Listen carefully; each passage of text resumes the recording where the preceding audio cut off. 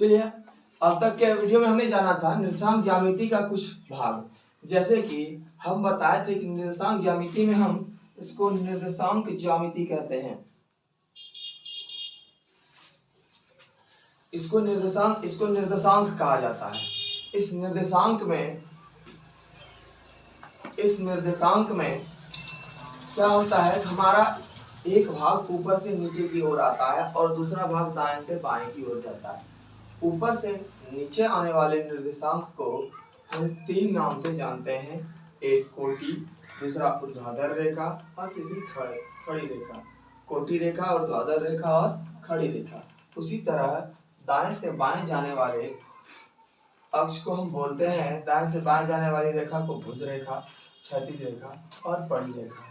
ये जो है भुज रेखा जो है कोटि रेखा के विपरीत है। क्षैतिज रेखा जो है वो ऊर्ध्वाधर रेखा के विपरीत है और पड़ी रेखा जो है वो खड़ी रेखा के विपरीत है। ये तीनों एक दूसरे के विपरीत है और एक दूसरे को मेलित होकर के चलते हैं। उसी प्रकार हम आपको बताए थे अब तक की वीडियो में कि ये जो है वो हमारा प्रथम पाद में आता है। इसका दो नाम से हम इसको जानते हैं, या तो प्रथम पाद बोलेंगे या प्रथम चतुर्थांश बोलेंगे। प्रथम पाद या प्रथम चतुर्थांश बोलेंगे। उसी प्रकार इसको द्वितीय पाद या द्वितीय चतुर्थांश बोलेंगे। इसको तृतीय पाद या तृतीय चतुर्थांश बोलेंगे। इसको चतुर्थ पाद या चतुर्थ चतुर्थांश बोलेंगे।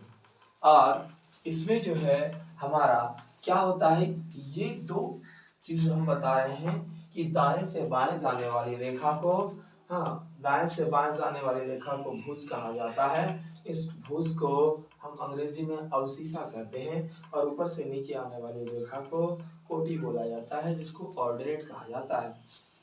ठीक है, अब आइए देखते हैं ये दाएं से बाएं जो रेखा जाती है इसको हम x से या x डैश से सूचित करते हैं। इस x डैश को हम -x भी दर्शाते हैं।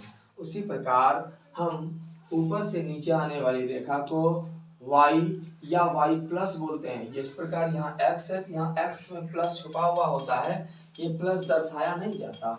उसी प्रकार ऊपर से नीचे आने वाली रेखा जो है ये y या y प्लस बोले, नीचे y डैश या -y बोला जाता है या उसको दर्शाया जाता है।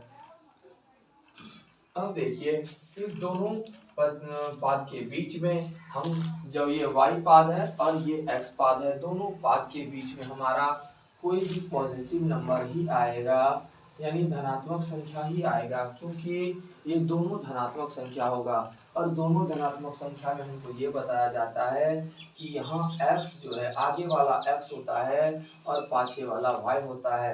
इसका कहने का मतलब है कि x भी हमारा पॉजिटिव होगा और y भी हमारा पॉजिटिव होगा। उसी प्रकार हम यहाँ पे आते हैं तो इधर हमारा माइनस और प्लस को दर्शाया जाता है दूसरे पाद में हमारा माइनस और प्लस को दर्शाया जाता है।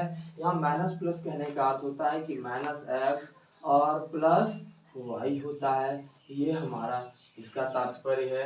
अब देखते हैं तीसरे पाद में हमारा दोनों हमारा माइनस माइनस के बीच दर्शाया जा रहा है, इसलिए इसका वैल्यू माइनस और माइनस होगा। यहाँ माइनस और माइनस कहने का मतलब है -x और -y। उसी प्रकार चतुर्थ पाद में हमारा प्लस माइनस दर्शाया जाएगा। प्लस माइनस कहने का मतलब है प्लस में हमारा x और माइनस में हमारा y।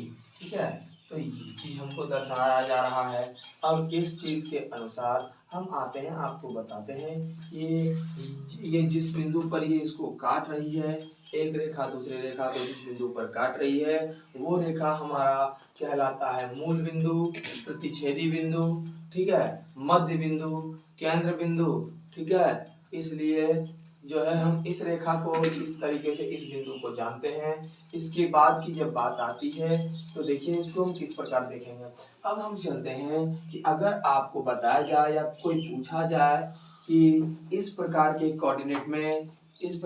कोऑर्डिनेट में हमारा -2 और +2 ये किस पाद के अंतर्गत आएगा या किस चतुर्थांश के अंतर्गत आएगा, तो माइनस और प्लस का यहाँ पे हमको देखना है। सबसे पहले ये फॉर्मूला याद रखना कि माइनस प्लस जो है किस पाद में है। तो आइए देखते हैं माइनस प्लस किस पाद में है। तो माइनस प्लस हमारा किस पाद के अंतर्गत आता है, द्वितीय पाद के अंतर्गत, यानी ये हमारा इस ओर दर्शाया जाएगा, इस ओर दर्शाया जाएगा, यहाँ -2 और +2, ये हमारा द्वितीय पाद के अंतर्गत आएगा, या ये द्वितीय चतुर्थांश के अंतर्गत आएगा। ठीक है, समझ में आया, कोई दिक्कत?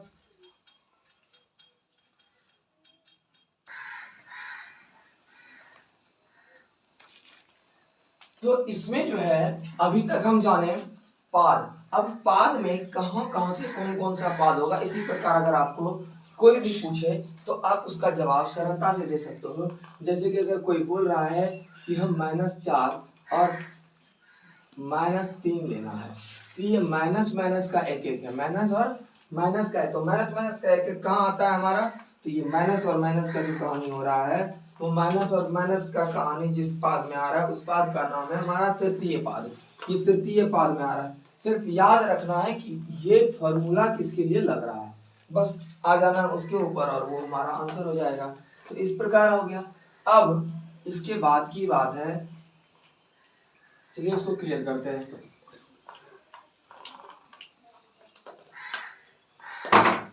अब हमारे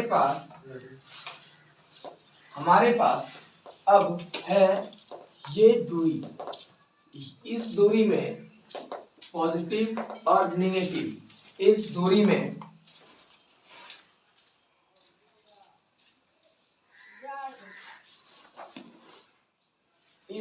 हम दो चीज को जानेंगे। इस दूरी में दो चीज को जानेंगे। सबसे पहले ये जो है मान लेते हैं कि ये इसका मध्य बिंदु है, यानी मूल बिंदु है, ये मूल बिंदु है। ठीक है, अब इस मूल बिंदु के लिए क्या करना है कि इस पर बोलता है एकक क्या होता है। तो इस मूल बिंदु को शून्य से डिनोट करते हैं। शून्य हमारा एक ऐसा संख्या होता है, ना पॉजिटिव होता है और ना निगेटिव होता है। शून्य के साथ ना तो पॉजिटिव लगता है और ना निगेटिव लगता है। ठीक है, तो इस चीज को देख करके हम चलते हैं कि अब है इसके बाद इधर 1 2 3 और माइनस में 1 2 3, ठीक है ना। तो ये हमारा इधर 1, ये 2, ये 3, इस तरीके से ये बढ़ता जा रहा है। इधर -1 -2 -3, इधर ये बढ़ता जा रहा है। याद रहे हमें कि हमारे पास जो दूरी इधर है, अगर 1 से 2 हो रहा है तो ये जान रहा है कि ये प्लस में है और ये बढ़ता जा रहा है। लेकिन अगर ये -1 से -2 हो रहा है तो ये घटते जा रहा है। हमारा माइनस में जितना बड़ा अंक होता है वो उतना ही छोटा होता है। ठीक है, तो आगे बढ़ते हैं हम, ध्यान से देखिए। एक बिंदु से दूसरे बिंदु के बीच की दूरी को एकक कहा जाता है। एक बिंदु से दूसरे बिंदु के बीच की दूरी को एकक कहा जाता है। ठीक, अब अगर पूछा जाए कि हमारा पॉजिटिव का चौथा एकक कौन सा होगा, तो चौथा एकक कहने का मतलब है यहां से यहां एक एकक, यहाँ से यहाँ 2, यहाँ से यहाँ 3 और यहाँ से जो अगला आएगा यानी 4 वाला, यानी 3 से 4। तो चौथा एकक का मतलब हो गया 3 से 4 के बीच का दूरी हमारा चौथा एकक कहलाएगा। ठीक है ना, ये नहीं कह देना कि 4 के बाद, जो सा एकक पूछेगा उसके पहले तक का ही कार्य होगा। तो केवल चौथे एकक की बात अगर कर रहा है तो याद रखना कि 3 से जो 4 होगा हमारा, ये जो 4 हो रहा है 3 से 4, तो 3 से 4 के बीच की दूरी को चौथा एकक कहा जाएगा। ठीक है, समझ में आया?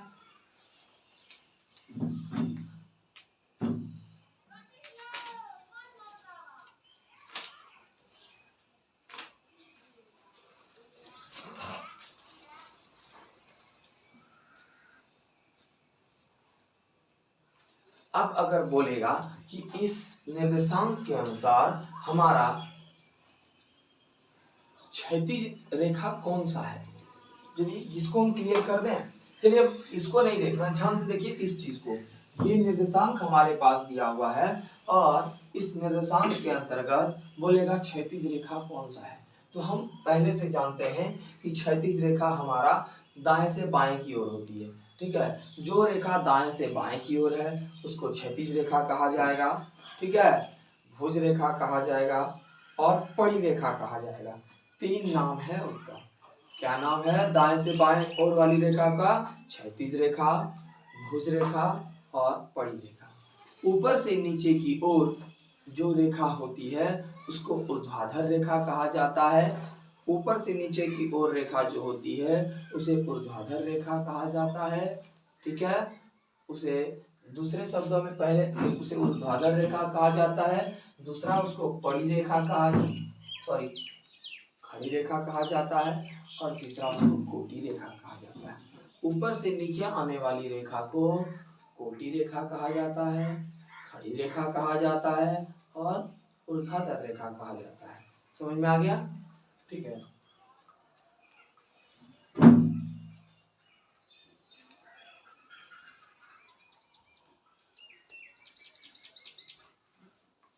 हमने अभी इसको बताया आपको कि ये बिंदु हमारा प्रतिच्छेदी बिंदु और मूल बिंदु होता है और इसी बिंदु को हम याद रखिएगा, इसी बिंदु को शून्य से सूचित करते हैं। इसी बिंदु को शून्य से सूचित किया जाता है। ठीक, शून्य ना तो पॉजिटिव होता है और ना नेगेटिव, ना ही शून्य धनात्मक होगा और ना ही ऋणात्मक होगा। फिर से बता दूं, इस बिंदु को किससे सूचित किया जाता है? शून्य से। ये शून्य हम कहीं भी लिखेंगे कोई प्रॉब्लम नहीं, यहाँ लिख दें, यहाँ लिख दें, यहाँ लिख दें, यहाँ लिख दें या इसी बिंदु पर ही क्यों ना लिख दें। ठीक है, कोई प्रॉब्लम नहीं, कहीं भी लिख सकते हो आप। ठीक, शून्य अगर यहाँ लिख रहे हैं तो थोड़ा दर्शाना है कि हम इस बिंदु के बारे में इस तरह एरो का निशान दे करके दर्शाना है कि अगर इधर लिखेंगे, यहाँ लिखेंगे तो हमको दर्शाना नहीं पड़ेगा और इधर लिखेंगे तो दर्शा दीजिएगा कि इसको हम क्या लिख रहे हैं। अब देखिए, ये जो है हमारा कहीं भी हो, पॉजिटिव हो सकता है, निगेटिव हो सकता है, लेकिन दोनों में से ये कुछ भी नहीं है। ना तो पॉजिटिव होता है ना निगेटिव होता है। जीरो ना ही निगेटिव है और ना ही पॉजिटिव है, यानी ना ही धनात्मक है और ना ही ऋणात्मक है।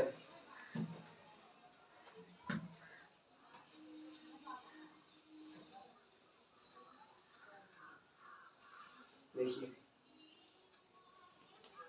इस तल को हम क्या कहते हैं? इस तल को हम किर्तीय या निर्देशांक कहते हैं। ध्यान से देखिएगा, इस तल को क्या कहते हैं? ये जो इस तरीके से तल है इसको किर्तीय या निर्देशांक कहा जाता है। इस तल को हम क्या कहते हैं? किर्तीय या निर्देशांक कहा जाता है। अब इसमें इस दोनों जो है रेखा, ये दोनों रेखा को क्या कहा जाता है? एक दूसरे का, अभी ये दोनों जो है निर्देशांक है। क्या है? निर्देशांक है।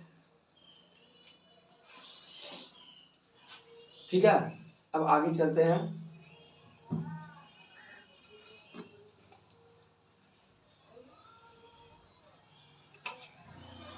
अब देखिए, हमारे पास ये जो है, अब ये यहाँ तक तो हम जान लिए, लेकिन ये ध्यान दीजिएगा कि ये जो है शून्य, ये शून्य अभी जिसको मिटा रहे हैं, इस शून्य की बात हो रही है। तो ये शून्य जो है ये दोनों रेखा के लिए होता है। जब एक शून्य यहाँ पे हमारा आ जाएगा, ये एक शून्य आ गया तो ये शून्य हमारा दोनों रेखा को कवर करता है, यानी दोनों रेखा के लिए होता है।